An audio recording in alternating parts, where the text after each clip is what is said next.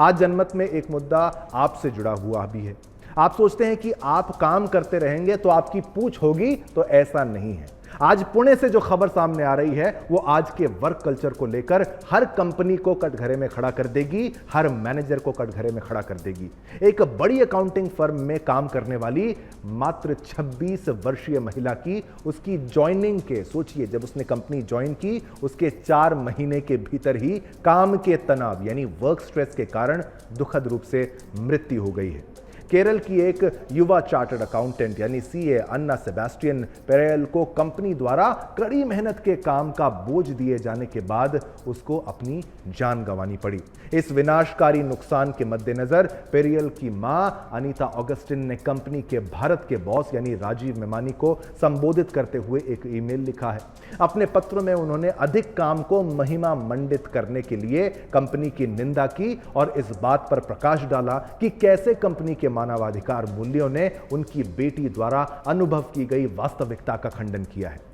आपको बता दें, पेरियल ने 2023 में अपनी सीए परीक्षा उत्तीर्ण की थी और मार्च 2024 में एक कार्यकारी के रूप में EY पुणे में शामिल हो गई थी। चूंकि ये उसकी पहली नौकरी थी, उसने अपेक्षाओं को पूरा करने के लिए अथक परिश्रम किया था, लेकिन इस प्रयास ने उसके शारीरिक, मानसिक और भावनात्मक स्वास्थ्य पर भारी असर पड़ गया और अंत में सोचिए कैसे इस बेटी की मौत हो गई।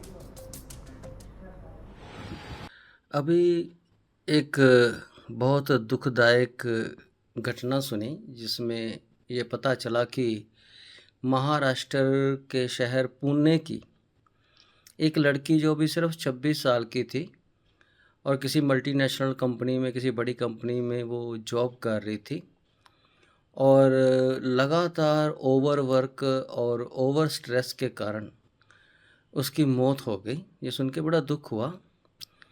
लेकिन ये बात मतलब कि आज के समय में बताना बहुत ज़रूरी है कि इस समय जो स्ट्रेस है वो सबसे सीरियस प्रॉब्लम है। प्रॉब्लम्स बहुत सारी हैं लेकिन स्ट्रेस इस समय बहुत सीरियस है और बहुत सारे लोग इससे सफ़र कर रहे हैं। और एक बहुत बड़े मनोविज्ञानी थे सैले, उन्होंने बताया था कि अगर आप कंटिन्यूसली स्ट्रेस में हैं तो आपकी बॉडी जो है उसमें बॉडीली डिकम्पोजिशन होती है।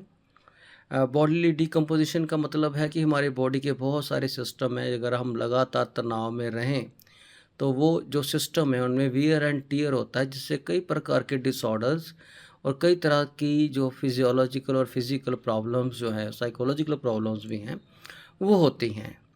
और पर्टिकुलरली इसमें हार्ट है, ब्लड प्रेशर है और अस्थमा है, शुगर की प्रॉब्लम, ऐसी बहुत सारी प्रॉब्लम्स हैं जो लगातार स्ट्रेस में रहने के कारण होती हैं।